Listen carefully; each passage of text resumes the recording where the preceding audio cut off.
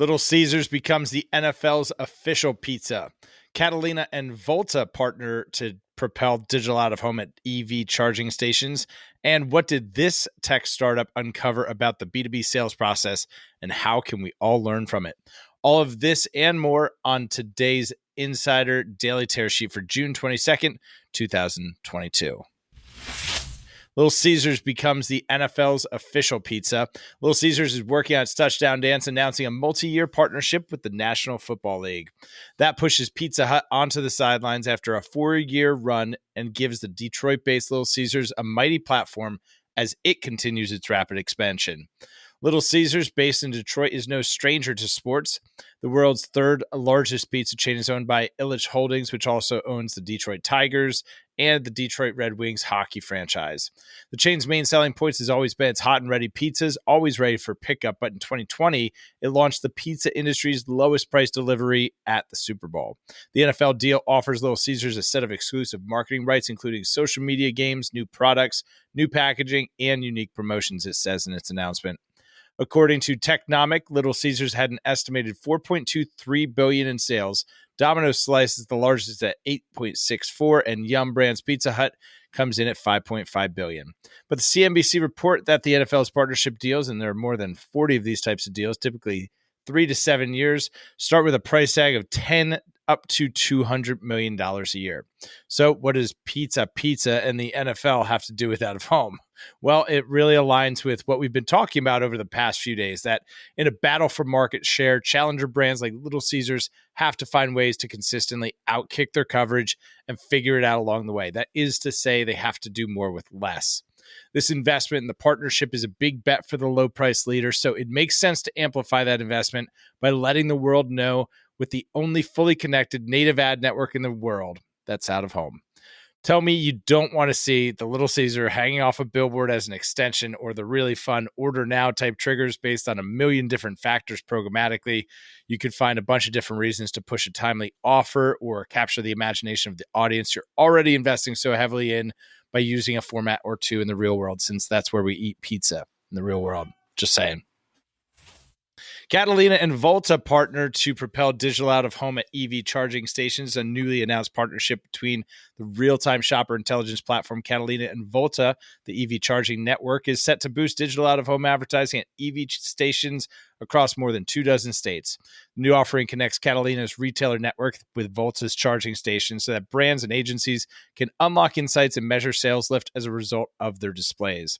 Volta's EV charging stations are located at the entrances to popular retail, grocery, and entertainment venues, and they feature large digital display screens for advertising. With that new partnership in place, all of the campaigns on Volta screens will be able to track incremental sales lift at the store level for retailers on Catalina's ad platform. Catalina's measurement service uses location data to determine who's exposed to an ad, and then who leverages the company's identity graph to understand of those exposed who made a purchase. Pretty exciting stuff for sure for Volta, and not that I have a dog in this fight, but since I learned it, I figure I'll share it with you. I didn't know that the Volta stations are actually designed as ad units to reach they're not designed to reach the drivers of EV cars. Ultimately, they're designed to reach the people that are driving by or walking past. They're designed for maximum exposure to vehicular and pedestrian traffic. So it's like a really bougie bus stop with the ad designed to be seen most impactfully by the folks passing by, except instead of a bus stopping in front of it, it's probably a Tesla, and it's outside of a Whole Foods. And this next story, while it isn't specifically about advertising, it is about making the process of buying stuff suck less. Drift, the conversation cloud company, announced the launch of Drift Deal Room, which serves as a shared digital space to make buying for business easier. Consolidating shared content and conversations between both parties into a single place, Drift Deal Room modernizes how businesses sell, fostering collaboration between sellers and buyers at a time when B2B sales cycles are more complex than ever before. Drift's latest offerings help sales representatives navigate today's intricate sales cycle by reducing the time between meetings, streamlining, enabling more flexible discussions between the two parties, and decreasing the number of touch points per deal. For buyers, Drift Deal Room provides a VIP customized experience that consolidates vital content and communications into a single place. According to Gartner, B2B deals have increased by over 30% to an average of 5.4 decision makers in 2015 to more than 10 in 2022. So here's my ask. With all the back and forth it takes to sell something in our industry, all the back and forth it takes to buy it, with all the back and forth it takes to execute and report on it, we need a tech platform to build a digital room for out of home.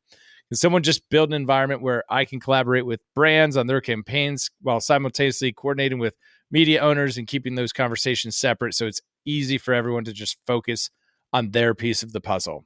How many emails, spreadsheets, maps, photo sheets, POPs, etc. go back and forth just to launch one single billboard, let alone a campaign, let alone multiple campaigns, let alone multiple campaigns in multiple markets with multiple partners? It's time. We're ready. We still may be using spreadsheets because, well, Excel, as it turns out, is pretty darn powerful and convenient, but a digital room, now that's something that would be useful. And did you know that despite record high gas prices, miles traveled continue to surpass pre-pandemic levels by as much as 7%? That means if a driver drove 12,000 miles a year pre-pandemic, that they're now driving another 16 miles a week or so. Knowing that a lot of folks are still working from home or converted to more hybrid work environments, this stat is even more interesting, leading to a hypothesis that we're making more frequent localized trips. Implications for out of home is obviously greater value to the brands using the format and expanding reach, but especially an increasing frequency, adding an extra 840 miles to that 12,000 a year, understanding that it's become largely localized and more of those day trips, trip chaining. That was your MotionWorks Marketing Minute of the day. And that's your tear sheet. That's your tear sheet for June 22nd, 2022. Be sure to subscribe or follow and tune in tomorrow for more from the front lines.